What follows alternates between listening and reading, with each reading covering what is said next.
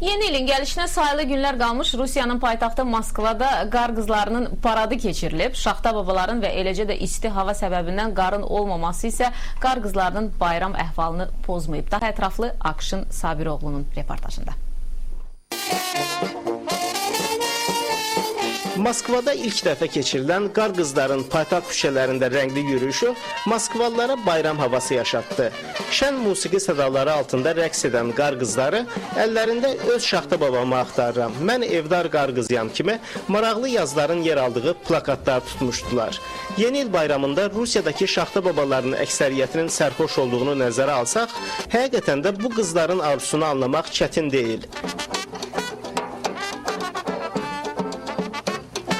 Yeni arzum budur ki, şaxta babalar bu bayramda içki içməsinlər, qocalmasınlar. Qoy onlar da biz qar qızlar kimi sağlam və gözəl olsunlar. Yoldan keçən Moskva sakinləri də qar qızların şən paradına qoşuldular.